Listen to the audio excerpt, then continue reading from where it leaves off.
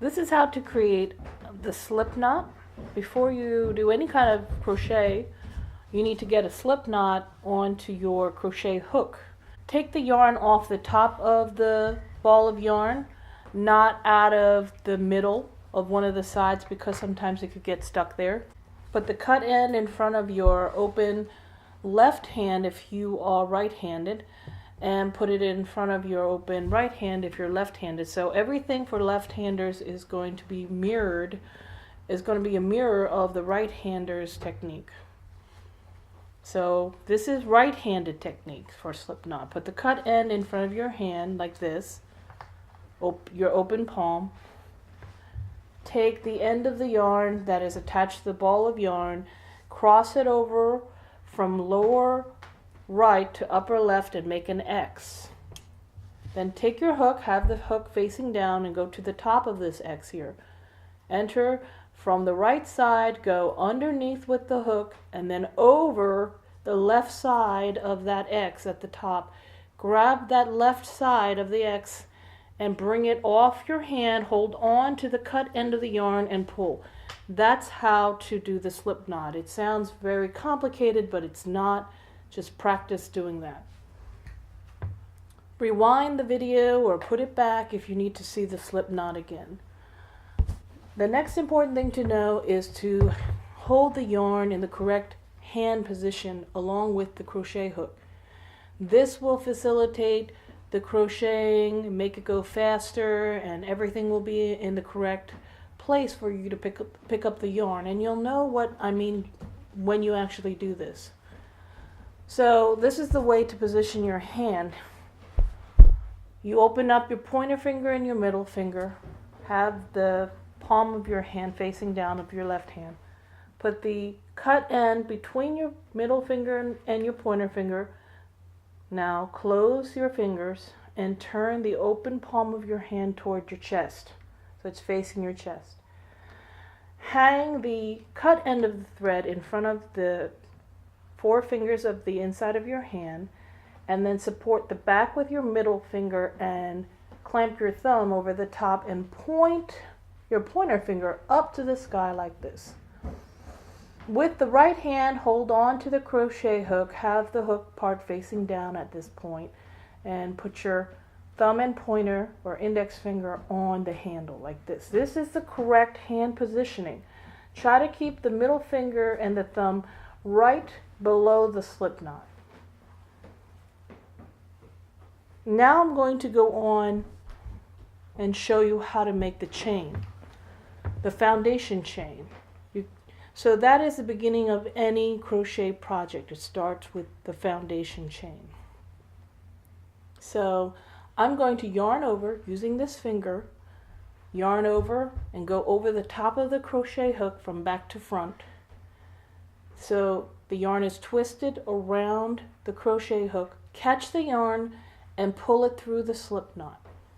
Yarn over again with this finger and catch the yarn and pull it through the slip knot. I am not pulling very hard on anything. I'm not pulling hard on the string.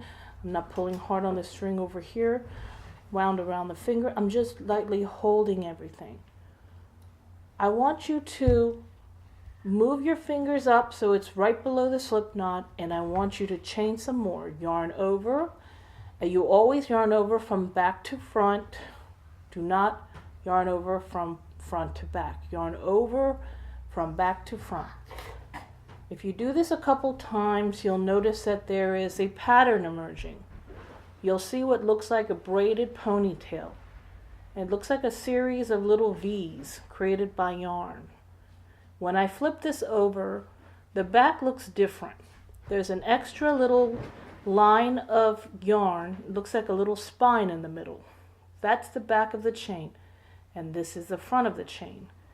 If you hold the yarn with the correct hand positioning and you keep the thumb over the front of this growing chain, the chain will not ever get twisted.